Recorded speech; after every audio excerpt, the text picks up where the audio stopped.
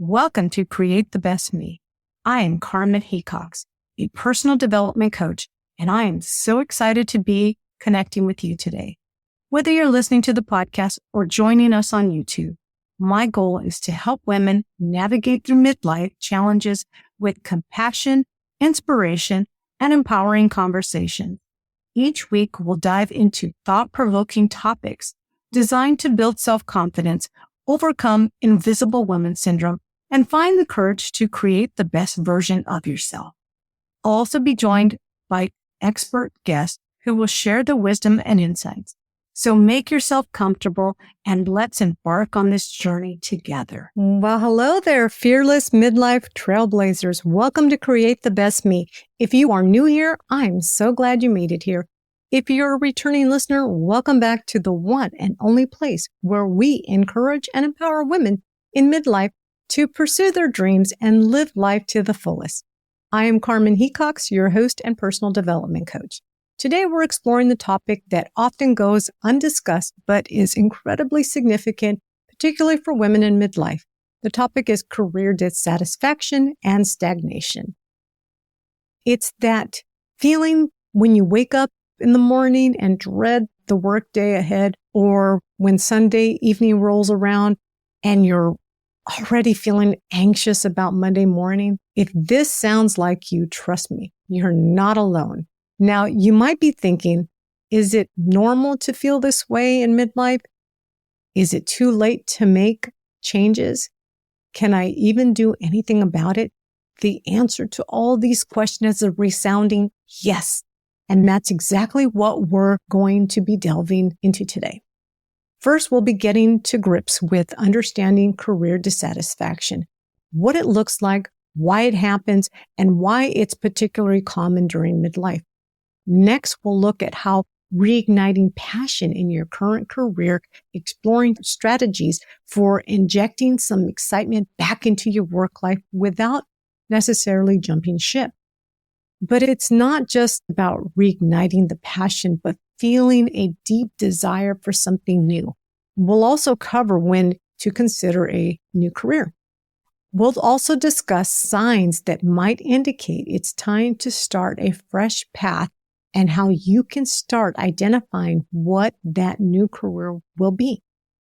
Finally, we'll get practical and concrete steps you can take to transition smoothly into a new career. We'll talk about everything from researching and upscaling to networking and making that exciting leap. But before we jump in, don't forget to click the subscribe button so you won't miss any future episodes filled with useful insights, tips, and discussions. Now, without further ado, let's dive into the first segment, understanding career dissatisfaction.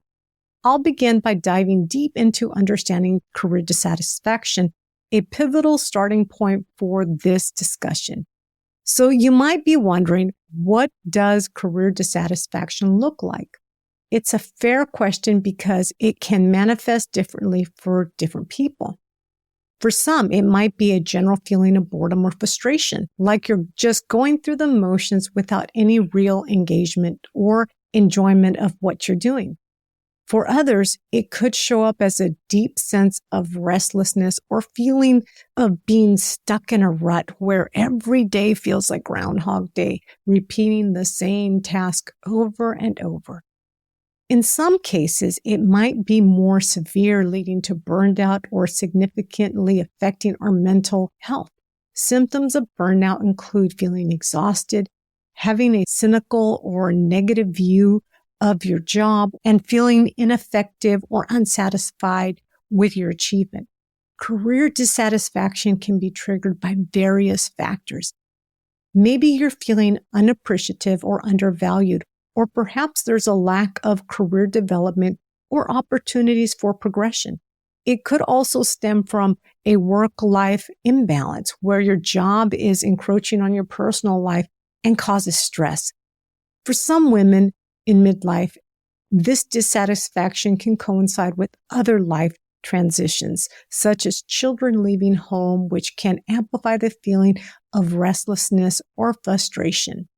Recognizing these feelings is the first step.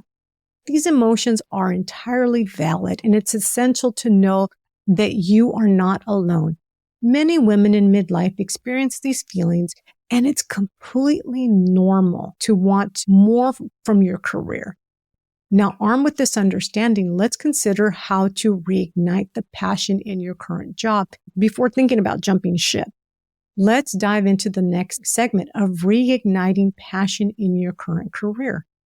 Now that you understand career dissatisfaction, let's explore ways we can spark that passion and satisfaction again in your current job. Sometimes dissatisfaction stems from being in a comfort zone for too long, doing the same task repeatedly and not feeling challenged. If that's the case for you, it might be time to look for new challenges within your role. Can you take on a new project? Can you learn a new skill that would benefit your work? Or maybe you could volunteer for a task or responsibility outside your normal realm. Professional development is another great way to reignite passion. Maybe there's a course or training that you've been eyeing or a conference that really interests you. Professional development can not only reignite your interest, but also improve your skills and make you more valuable in your role, potentially opening up new opportunities within your current career. Then there's your work environment. You might be surprised by how much your surroundings can affect your mood and productivity. Maybe sprucing up your workspace, introducing more natural light, or even finding a new spot could make a significant difference. Finally, don't overlook the importance of communication. If you're feeling undervalued or overlooked, it might be time for a candid conversation with your boss. Perhaps they're unaware of your feelings, and discussing your aspirations and frustrations could lead to positive change. But what happens if you try these strategies and you're still not feeling the love from your current career?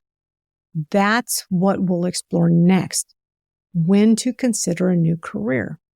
Let's talk about when it's time to consider making the big switch to a new career.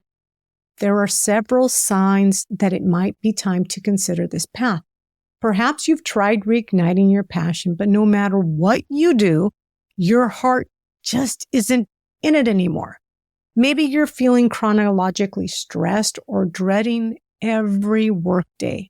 Or perhaps you experience a persistent longing for something different, a yearning that just won't go away. Consider the story of Melissa, a real estate agent who had been in the industry for over 20 years. Despite her success, she found herself becoming more and more dissatisfied with her work.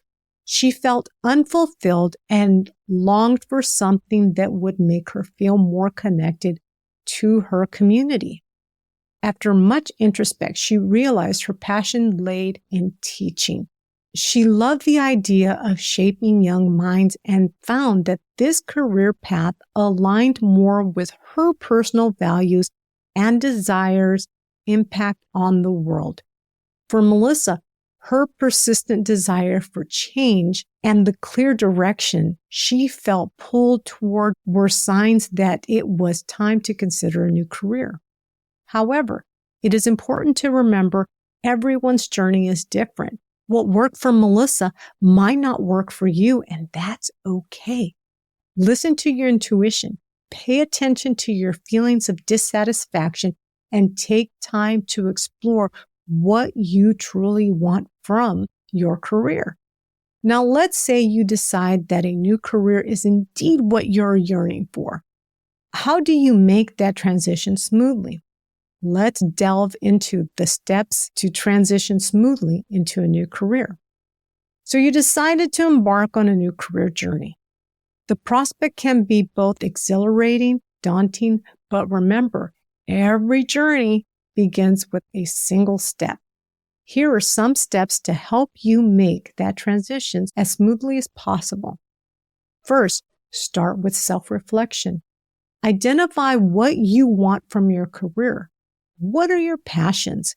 What are your strengths? What gives you a sense of fulfillment? Consider taking a career assessment to help guide your reflection. Secondly, do research. Once you have an idea of the career you want to pursue, it's time to learn about it. Talk to people in that field. Read articles, books, join online forums or groups. Understand the realities of that career path, the skills required, and how to get started. Once you have a solid understanding of your new career path, it's time to start acquiring any new skills you may need. This might mean going back to school, taking an online course. Look for opportunities to volunteer or take on part-time work in your new field to gain practical experience. Networking is another crucial step. Reach out to professionals in your desired field. Attend industry events and join professional groups. Building these connections can open doors to opportunities and provide invaluable advice. Lastly, create a detailed action plan.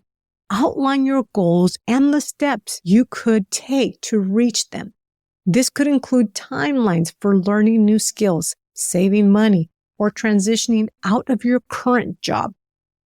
Consider, for instance, the story of Jackie, who was a successful corporate lawyer, found her heart was really in environmental conservation. Jackie's first started by volunteering her legal experience part-time at a local environmental NGO. This gave her an understanding of the field and helped her build a network. She also started taking online courses in environmental science. When she felt ready, she made the complete switch and is now an advocate for environmental policies. Remember, change doesn't happen overnight. It takes time, patience, and perseverance. But with the right steps, you can make that transition smoothly. Now let's move on to our final segment. Remember, it's your journey. We reached our final segment today. Remember, it's your journey. This part is crucial because it's about acknowledging and respecting the uniqueness of your path.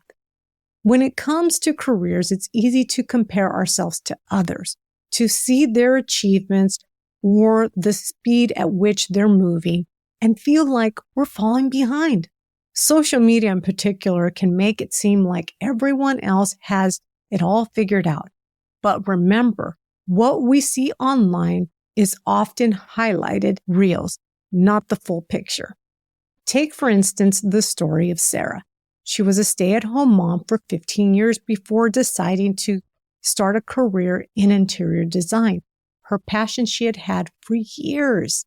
She often found herself feeling inadequate when comparing her journey to those of her peers who had been working consistently while she was a stay-at-home mom. But she quickly realized that comparison was not only unhelpful, but also unfair. Sarah's journey was unique to her, and the experience she had as a stay-at-home mom was invaluable and shaped her design perspective, making her stand out in her field. Remember, everyone's career path is different. Some people find their passion early in life, while others might take a little longer. There's no right or wrong time, only the one that works for you. Whether you're reigniting your passion for your current career or branching into a new field entirely, remember that it's your journey. Own it, trust it, and know that it's never too late to pursue a career that brings you satisfaction and joy. Let's wrap up this discussion and go over what we've learned. Today, we discuss how career dissatisfaction can arise and ways to reignite passion in your current job, when to consider a new career, and steps for a smooth career transition.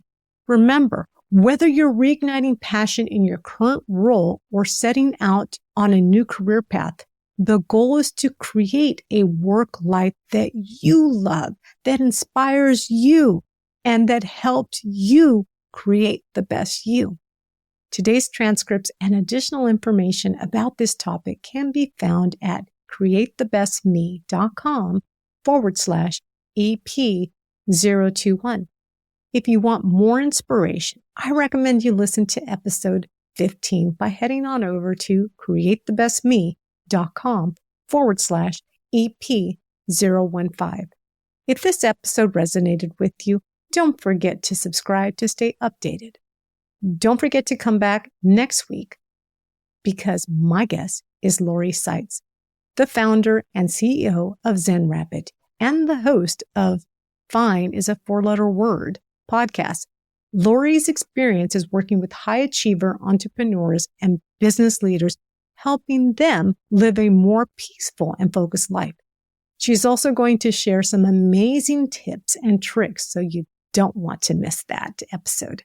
Until next time, keep dreaming big, take care of yourself, and remember, you are beautiful, strong, and capable of creating the best version of yourself. Thank you for watching. See you next week. Bye for now.